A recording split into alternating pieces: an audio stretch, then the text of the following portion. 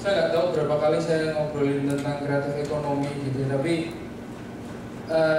semalam waktu saya bikin presentasi ini akhirnya fokus mengenai banyaknya kegagalan dari penerapan kreatif ekonomi itu ujung-ujungnya ternyata di masalah yang paling basic sebetulnya. Jadi tadi dari Departemen Perdagangan sudah menunjukkan sekian banyak tools. Sebenarnya saya ingin menjawab pertanyaan kenapa dari mungkin sekian puluh ribu orang yang berkunjung ke website itu cuma 200 yang member.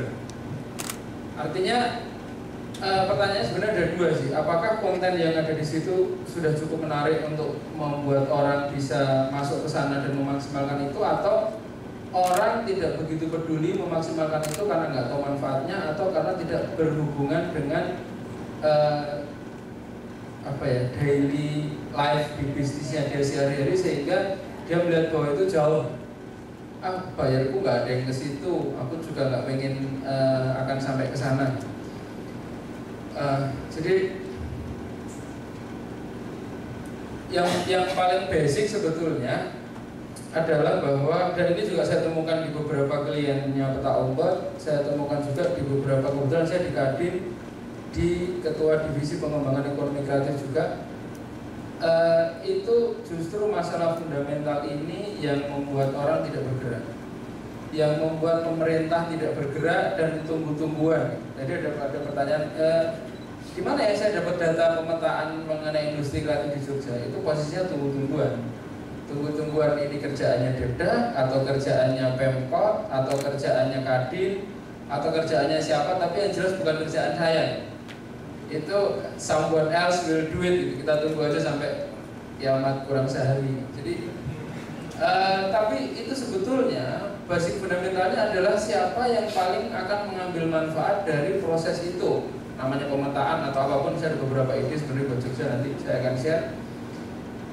Cuman saya melihat bahwa di kita itu kekurangan orang yang sangat gila gitu. Tadi ada satu iklan yang menarik, saya nggak ada soalnya, jadi nggak usah saya tampilin.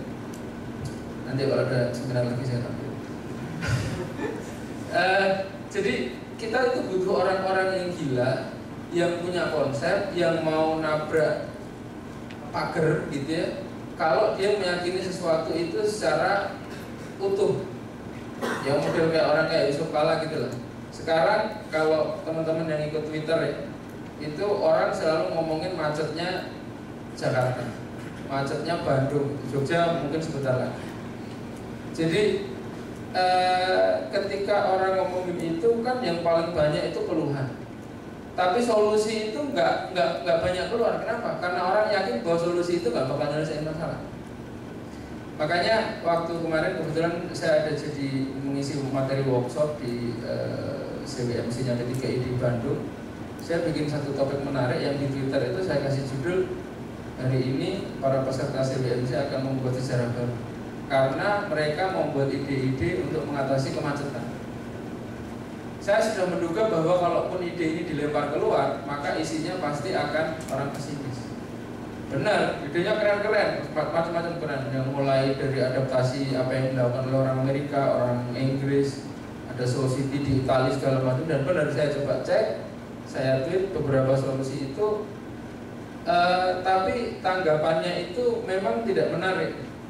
Jadi pelaku dan korban kemacetan itu adalah orang yang sama, yang tidak bisa membedakan dirinya itu penyebab atau korban. Jadi benar serius. Jadi kalau orang punya mobil marah-marah, orang punya, nah ekonomi kreatif ini sebetulnya juga saya takutnya, dan ini saya coba tarik lagi, jangan sampai kita pelaku ekonomi kreatif ini juga akhirnya jadi merasa korban, karena sebetulnya korban dan pelaku itu masalah mindset.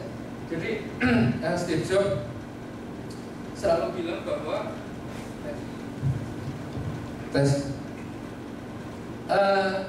kreativitas itu bisa digunakan untuk hal-hal yang kecil, tapi bisa juga untuk hal-hal yang besar. Dan kecil sama besar itu nggak ada bedanya, tapi kita sifatnya pilih yang kecil. Artinya kecil itu bikin gini aja lah udah laku, bikin gini aja udah laku. Karena yang dikatakan oleh Steve Jobs itu bahwa kreativitas itu sesuatu yang bisa mengubah arah sejarah, to mark the history. Cuma pertanyaannya, siapa yang sekarang butuh untuk mengubah history? Ngapain saya mesti jadi tokoh yang masuk di buku PSBB? Nggak ada. Dan ketika nggak ada orang yang melakukan cukup gila untuk melakukan itu gitu, ya nggak akan ada orang yang bikin sejarah. Itu mulainya dari kita. Dan kenapa saya bilang orang gila? Karena waktu itu saya udah bilang gini sama peserta, Anda mencari ide, tidak karu-karuan ini segala macam, tapi percaya deh kalau itu dipresent nanti orang nggak akan peduli benar. Dan ketika orang nggak peduli, orang yang punya kemampuan dan keyakinan utuh itu akan melakukan apapun yang dia mampu sampai ide ini terwujud, nggak ada urusan sama orang. Nah, sama juga yang disampaikan oleh Mas Bram tadi, sebetulnya landscape kita itu banyak. Jadi ada 14 subsektor, tapi saya tadi sempat ngobrol sama teman-teman di animasi. Sebenarnya permasalahan di Indonesia itu sederhana, simple. Tinggal kita ambil oper tanggung jawab itu dan melakukan semaksimal mungkin yang kita bisa. Dan kalau ngomong ambil oper, to be honest nih, pemerintah itu pasti paling belakang. Jadi kalau penjahatnya ketangkap semua, polisinya datang, udah kira-kira gitulah. Kalau penjahatnya ketangkap semua, jagoannya udah luka parah gitu, polisinya datang. Anda nggak apa-apa gimana? Udah berubah nggak karuan, kira-kira gitu. Tapi it's okay lah. Artinya itu yang memang dari awal-awal saya sudah pahami bahwa by nature itu berlakunya begitu. Ya kalau kita kreatif banget ya nggak mungkin government, kira-kira gitu kan.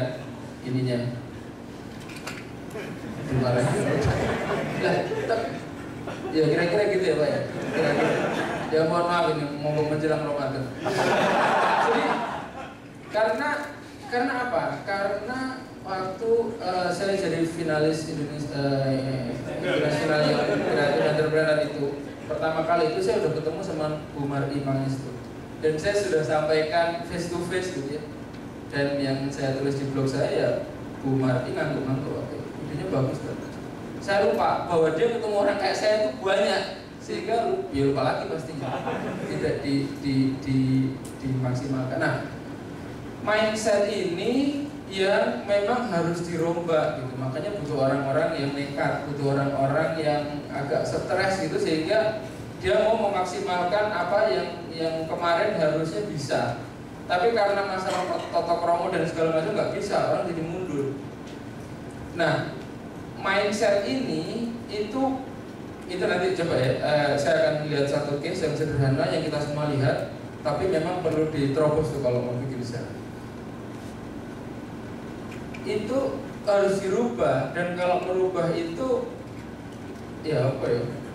Istilahnya kalau kita ngeremnya pelan-pelan itu sekarang udah terlambat menurut saya. Harusnya ya wes ngerem 90 derajat itu langsung belok. Kenapa? Karena Jogja nih, saya ngomong Jogja, kita akan lihat bahwa kita sangat ketinggalan dibanding kota yang lain di Indonesia, apalagi apa yang ada di luar.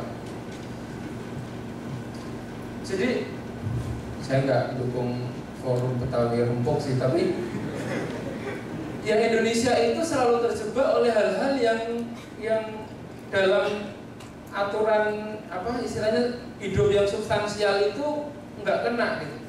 Yang jadi trending topik kaum racun, yang jadi trending topik kebodohan ketika kasus Sri Mulyani mundur itu.